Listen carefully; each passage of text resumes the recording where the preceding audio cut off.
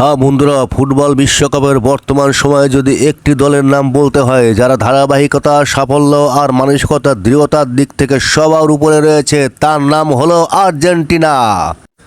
2022 সালের বিশ্বকাপ জয়, 2024 Copa America, FIFA র্যাঙ্কিংয়ের শীর্ষস্থান এবং একের পর এক দুর্দান্ত পারফরম্যান্স, সব মিলিয়ে আজকের আর্জেন্টিনা শুধু একটি দল নয়, বরং একটি ফুটবল শক্তি।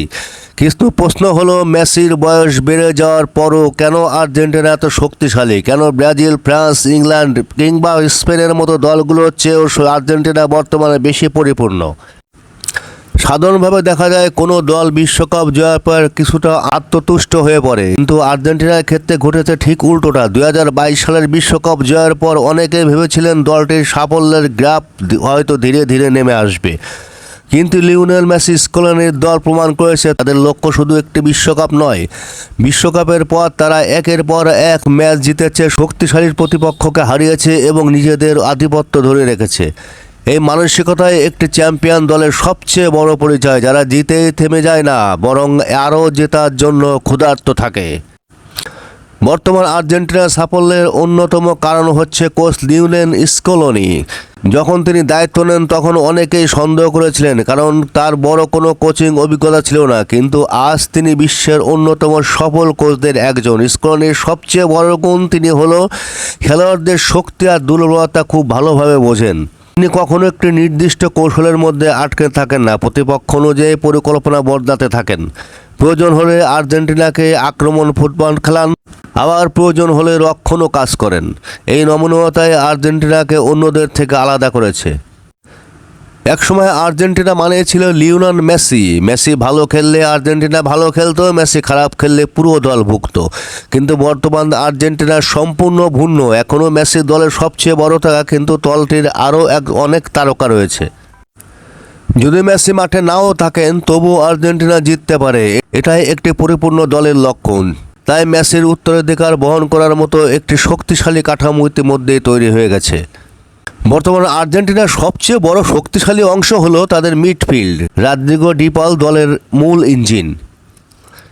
তিনি পুরো মাঠ জুড়ে দৌড়ান, বল কেড়ে নেন এবং আক্রমণ তৈরি করেন। এনজো ফার্নান্দেজের পাসিং এবং খেলার গতি নিয়ন্ত্রণ করার ক্ষমতা অসাধারণ। আর অ্যালেক্সিস ম্যাক অ্যালিস্টার আক্রমণ ও মিডফিল্ডের মধ্যে নিখুঁত সংযোগ তৈরি করেন। এই তিনজন মিলে এমন একটি ভারসাম্য তৈরি করেছেন যা আধুনিক ফুটবলে খুব কম দলের আছে। মিডফিল্ডে ম্যাচ জেতাতে পারলে শুধু ম্যাচ নিয়ন্ত্রণ করা সহজ হয়ে যায়, আর এই জায়গাতে আর্জেন্টিনার অন্যদের চেয়ে অনেক এগিয়ে। এছাড়াও দুর্ভেদ্য রক্ষণভাগ। অনেকে আর্জেন্টিনার আক্রমণের কথা বলেন, কিন্তু তাদের সাফল্যের বড় অংশ হিসেবে এসেছে শক্তিশালী রক্ষণভাগ। ক্রিস্টিয়ানো রোমেরো বর্তমান বিশ্বের অন্যতম সেরা সেন্টার ব্যাক। লিসান্দ্রো মার্টিনেজ তার আদর্শ সঙ্গী। দুজনে বল নিয়ে খেলতে পারেন এবং প্রতিপক্ষের আক্রমণ ভেঙে দিতে পারেন। আর গোলপোস্টে আছেন এমিলিয়ানো মার্টিনেজ। বড় জয় ম্যাচে তার আত্মবিশ্বাস এবং সেভ করার ক্ষমতা আর্জেন্টিনাকে অতিরিক্ত সুবিধা দেয়। বিশ্বকাপে ফাইনাল থেকে শুরু করে অসংখ্য গুরুত্বপূর্ণ ম্যাচে তিনি নায়ক হয়ে উঠেছেন। অনেক দলে আমরা দেখতে পাচ্ছি খুব বেশি তরুণ, নয়তো খুব বেশি অভিজ্ঞ, কিন্তু আর্জেন্টিনা এই দুইয়ের মধ্যে নিখুঁত ভারসাম্য তৈরি করেছে। সমন্বয়ে দলটিকে দীর্ঘমেয়াদে সাফল্য হতে সাহায্য করছে। ফুটবল শুধু তারকার খেলা নয়, ফুটবল একটি দলগত খেলা, আর দল হিসেবে আর্জেন্টিনা বর্তমান সবচেয়ে সংগঠিত। প্রত্যেক খেলোয়াড় জানে তার কাজ কি, প্রত্যেকেই দলের জন্য লড়ে, কেউ ব্যক্তিগত নায়ক হওয়ার চেষ্টা করে না। এই ঐক্যই তাদের সবচেয়ে বড় শক্তি।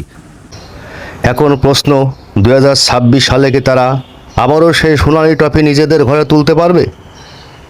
আপনারা কি মনে করছেন? যে মন্তব্য জানাতে কেউই ভুলবেন না। আর এই ভিডিওটি ভালো লাগলে লাইক, শেয়ার, সাবস্ক্রাইব করে সঙ্গে থাকুন। সব সময় আর্জেন্টিনার আপডেট নিউজ এখান থেকে আপনারা পাবেন। সবাইকে অনেক অনেক ধন্যবাদ সাথে থাকার জন্য।